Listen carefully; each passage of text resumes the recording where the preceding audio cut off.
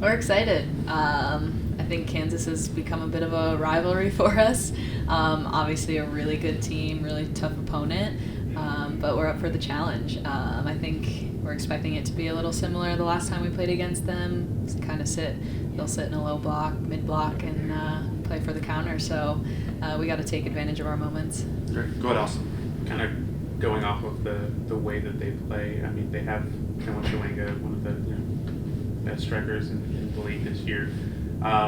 When you have a player like her, just defensively, how do you kind of approach those counterattacks when you know that she is, able to take you, kind of like Barbara is, one on one? Yeah, she's had an incredible season. We know their game plan. They rely a lot on her. They do have other really talented players, but we know every single time that's what they want to do. When they get the ball, they're looking for a ball over the top. Our defense has been a really strong point for us this year, our team defending overall. So we know what we have to do to eliminate those balls in behind, get pressure on the ball, and just keep her under control. Always know where she is at all times. The last time you guys played them, you did exactly that. How much confidence does that kind of bring, just knowing that you were able to kind of negate her as well as the rest of the team and keep a clean sheet against them? Yeah, that gives us confidence for sure. And I think it's just something we have to do. We've done it all year. We've defended all year. Every single team in this league has dangerous players. And Temwachuinga is no different. So we just got to stick to our principles, keep doing what we've been doing all year. Going back to the last game against Chicago, you guys, showed out, had an incredible game in front of a decent amount of crowd. Just going into this game now, being able to host in front of your home fans, how much does that mean to you? It's everything. Interenco Stadium's become a fortress for us. The fans have really shown out this year, and it's been so fun to play in, and it's such a huge advantage.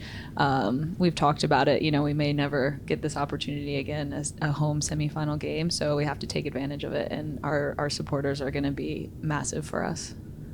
Kind of going off of that last game, being able to score 4 goals in a playoff game and have that dominant performance.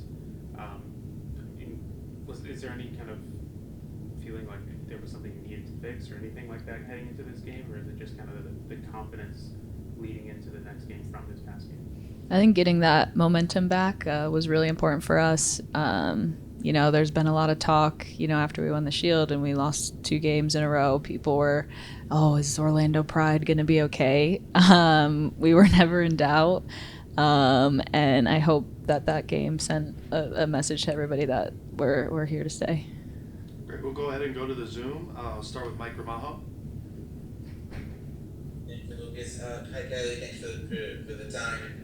I wanted to ask you, it looks like this game could be going down to the small details. And when I say the small details, obviously, when you look at both the Pride and KC, 2 teams have been basically very consistent for most of the season. Obviously, the Pride was winning the Shield, but when you look at how both teams are going to enter this match on Sunday, do you think it will go down to who has the most determination? And the only reason why I ask is because obviously, if the Pride win, they advance to the final following historic season. But if KC current advances, they get to host the final the following week. So do you think it'll go down to who has that most determination to secure the result and obviously to secure that final spot in the championship? I think motivation is extremely high for both teams. There's so much at stake. So it's absolutely going to be a battle. And I think, like you said, it is going to come down to the fine margins, the small details. That's tournament football. It can be one play. It can be one mistake. You hope it never comes down to that. But we have to just be locked in for 90 minutes, 120 minutes, whatever it takes. And we're ready for that. We're prepared for anything. We'll go next to Sandra from CBS Sports. Hi, thanks for the time.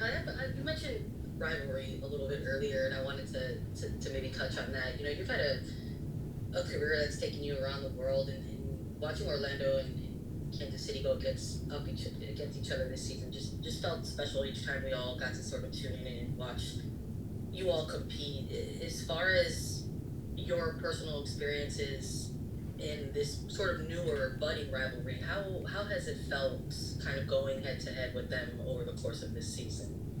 Yeah, every time we're ready to play them, it does feel like there is a different sense, a different vibe in the locker room, and extra motivation and extra focus.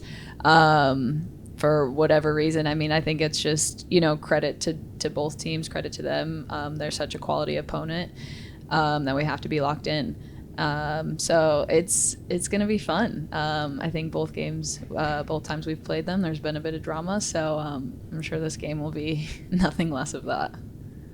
Yeah, it's gonna live up to the billing for sure. And then I guess just sort of looking back at last weekend's quarterfinal, a lot has been said about how that was a little bit of a get right game, stealing back some momentum for you all as you kind of enter this kind of knockout round style of soccer.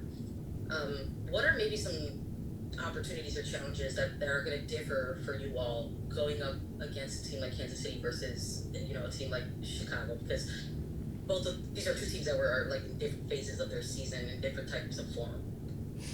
Yeah, for sure. I mean, no, like Chicago is a great team, and I think we played a really good game. It's not that Chicago's a very quality team, and they have mouse wands, and they might play similar to Kansas City. Like they are really good defensively, really organized, and then always looking for her and dangerous on the counterattack. So I think for us, it's playing the game and not the moment. Obviously, this is a really big moment for us, but at the same time, we can't get caught up in the moment. We have to remember what we've done all year. We've done incredible things and have gotten rewarded for it. So if we just keep doing those same things, I think we're gonna have some good results.